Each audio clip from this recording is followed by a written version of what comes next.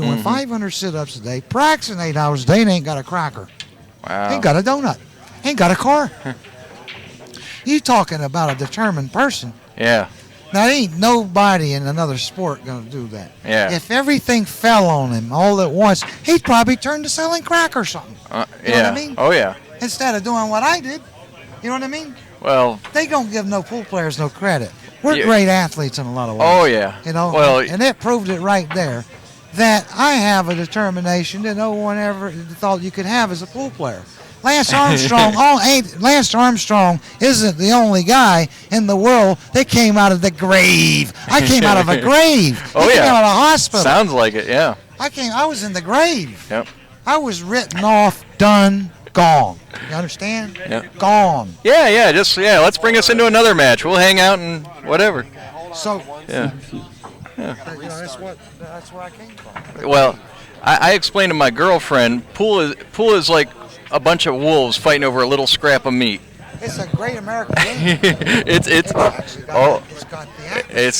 got a lot of character. They made everybody else rich. Oh yeah. They made everybody else rich. Yeah, the poker they got rich. All Everybody's the mystique in those games are gone. Yep. This one still got us like the Cowboys and Indians. It's still raw. It's like the Cowboys and the Indians. Yep. I'm telling you, it's still here. Yep, very it's raw. Real.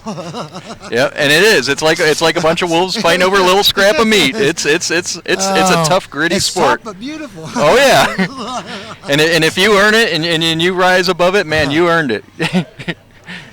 But then I had to get and then I had to, I was doing all this with literally nothing. Yeah. And then all at once, everything changed in my life. Yeah. I started getting a few sponsors, and everything changed just like that. Yep. Well, you got to prove it to yourself first, you know. It was up to me. Yeah. And then with that, then everybody's going to realize it. I was gone. Yeah. I never was going to win again unless I did what I did. Wow. We're here at Fiddlesticks. A lot of people don't realize when they come to these tournaments. And, Morrow and Ben Zimmer. Say, well, I'm going to heckle that hill. I don't like him. They don't know what I go through to be the person I am. Oh, yeah. To be here, at 49. Yep. You know what I mean? I got to work hard to stay here. Oh, definitely. Everybody's 10, 12, 15, 20 years younger. Life's easy. Yeah, life's easy back in the... You know what I want to hang on to? So one day those guys are not so good. And I'm still like 60, and I can beat them. That's what I'm waiting for. And heckle them while you're at it. Those things are going to creep into them, too. I don't wish nobody on nobody. Yeah, life's like that. Everybody at 40 and 45 are going to change, you understand? Everybody, not just one of us. Everybody. Yeah. Well, Benny looks like he's got his brake dialed in. Good break. Nice little pop break from the side there and made 2 balls on the break. He's got a little cut he's got to do. But it looks he should handle this shot. Don't look too difficult. Well, the cue ball kind of gets away a little bit too. Can he thin it and go 2 rails under the 5 and then back for the 4? Yes, he can. He can thin the ball and go around the 5 and come back around for the 4 to shoot it in the opposite corner. Well, that's what he's aiming. And he looked pretty confident, but he got a little bump on the 5. Well, now he's got to bank it. He hit it too thick. Yeah. That's why he didn't go around it. You want a headset instead? No, I'm all right. He's got an easy bank though. Yep. That's what I should have done while ago. Banked that 2 ball, and I was an idiot. But I couldn't have made it through this tournament. No it's way. better to hit these hard because if you hit it hard, it just straightens out and. Now he's got a funny shot. Yeah. I'll tell you that this is a funny shot. He can't draw past the side. He's got to draw before this. No, he can't. He can't? Okay. No. Yeah, he's pretty close to the rail in there. Damn it. Oh, he fooled me there. Now, these bars, see, I got fooled right there. Well, you can cheat the pocket so much. Yeah, you can aim into the rail. I tell you, on a big table, he could never do that. No. He'd have to actually fire back and forth. Yeah. All right, shoot that back and forth. He landed a little funny there, though. That's a little strange. He's on the rail. Looks like he might roll and bump the 8. Might roll and bump it. Slow roll it, bump the 8, or just slow roll it in. Yeah, slow roll. Banked off a little bit. A little bit of a cut, but he should be all right. See, these shots are just not that hard to make. That's the difference on the bar table. They're pretty easy to make these. Well, I don't like the way he shot that, though. He did all he could do to miss that ball. He should have went ahead and hit it. He'd come right back around. Yeah. I don't even mind shooting it and bumping the 9 because you can't not get a shot if you just shoot the 8 and bump the 9. You know? That was a good play to bump the 9. I agree Yeah. with that. This shot, he'll probably make this, though. Yeah. Yeah, he's a shooter. He's not intimidated by that, especially on a bar table. Now, if he did that on a big table, he better be worried. Yeah, you got a little confidence test. Yeah. But the bar table has its own strategies, and we Mm-hmm. know that. And we're not condemning the table. It's just it has its own nature, the way you play it. Yep. And you have to be more cautious, without a doubt. And it proved it today. I play a little too wide open for these tables. And then I tried to be cautious, and I was too in between. Yep. I messed up a couple of games the first rack, and that was it.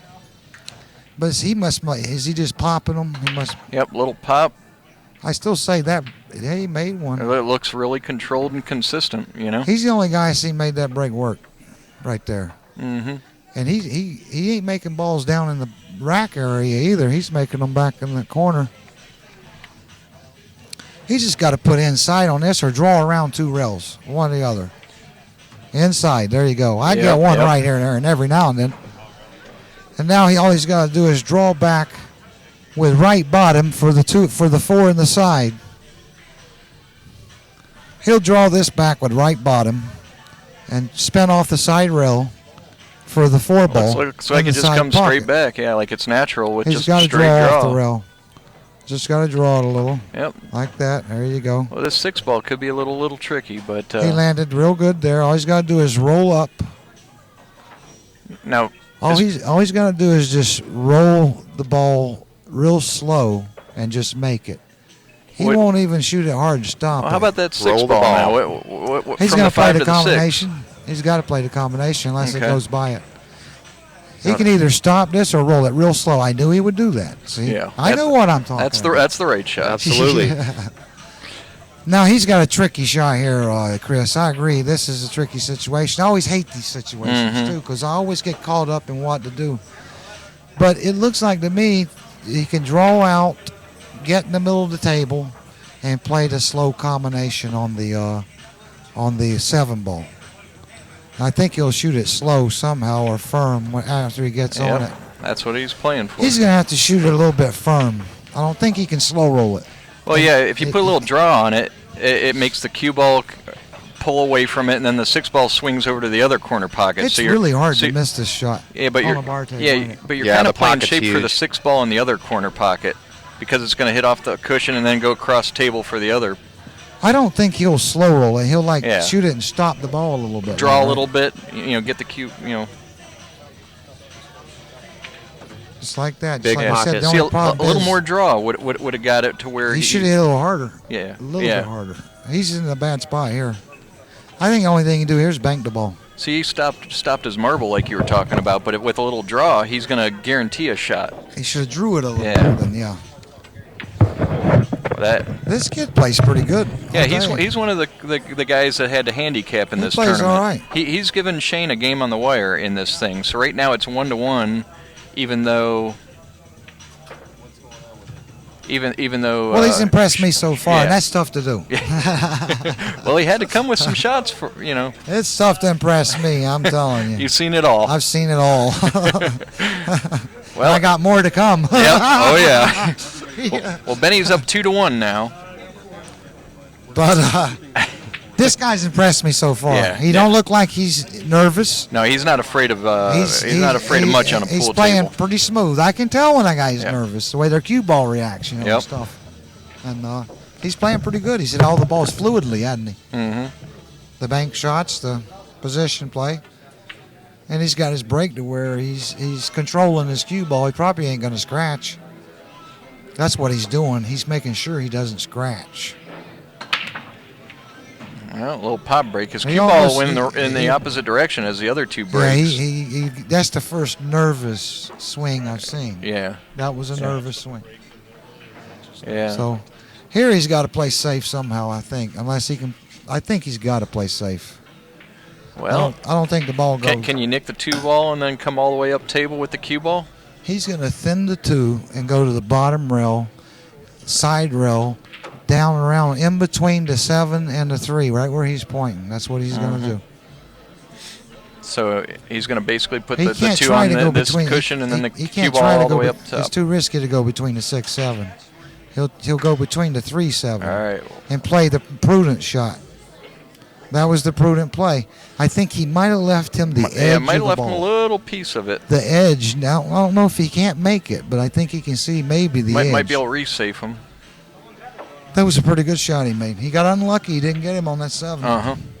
You know, if he's got him hooked behind the 7 ball, it's almost like gin. He's got to kick to the side rail.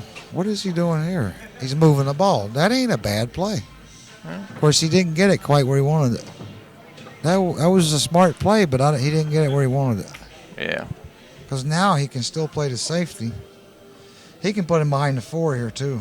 But it might be easier to play the 2 ball. Play the 2 ball and then play position for the 3 to bank it 3 rails and stick him behind the 5.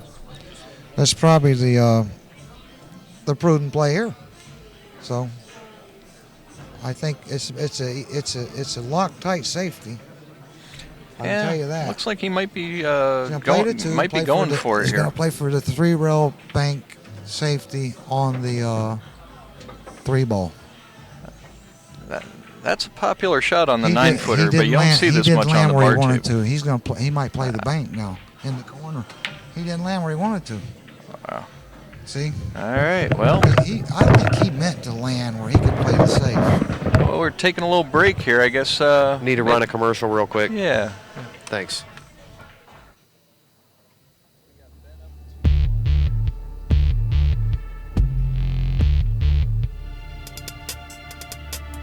So we go off the air when you do this. Right? Yeah. No, it's okay. No, I like this.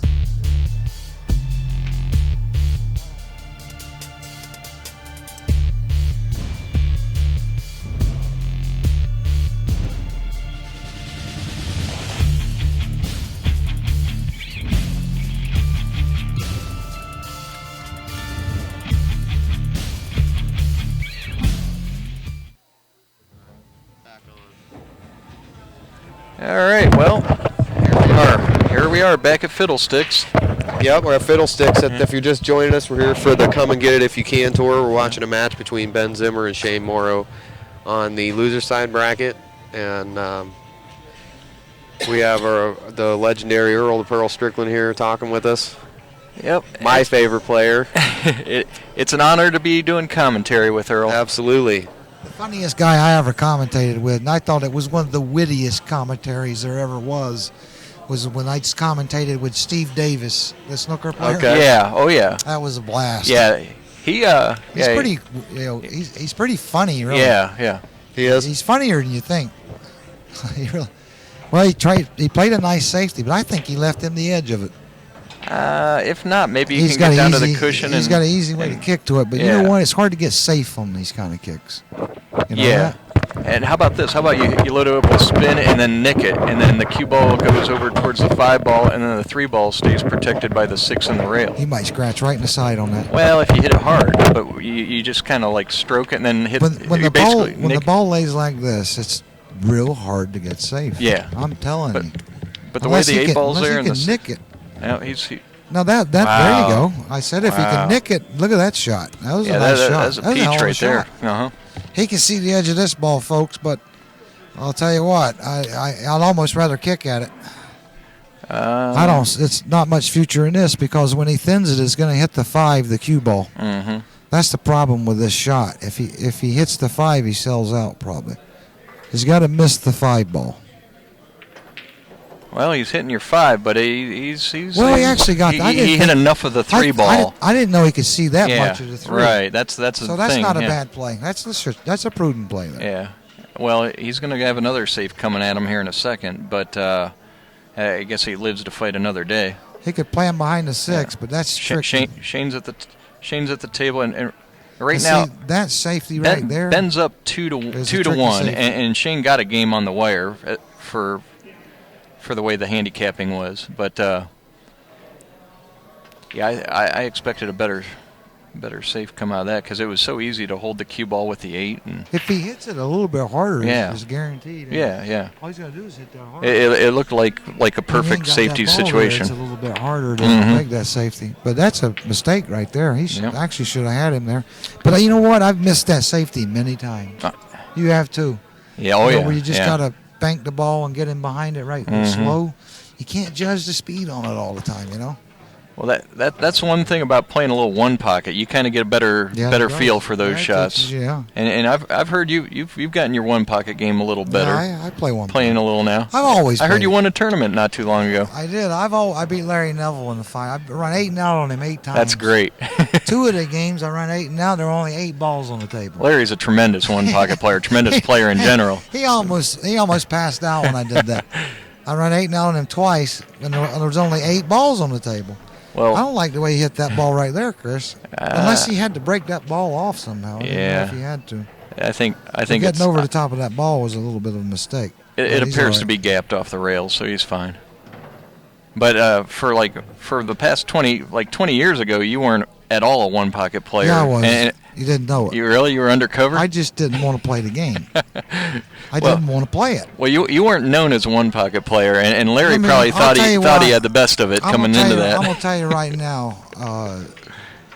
If when I was 22, 23, 24, if I wanted to play one pocket, I could have played it. I Oh. didn't like the game. I played it. I knew how to play it. I just didn't like it at the time. You know, I wanted to concentrate on 9-ball. I felt like it interfered with my 9-ball game and my other rotation games and stuff. So, in 1984, I nearly won the World One Pocket. You don't know that. Didn't know that. Was that in See? Kalamazoo? That was in. They were it doing was it in in, Kalamazoo for a while. It was in Rocky Point, Okay. Florida, right outside of Tampa. All right. Yeah. It was a World One Pocket. Yeah. And I would have won the tournament, but you know how I lost? Keep from winning it? By luck. And you guys always talking about there ain't no luck in one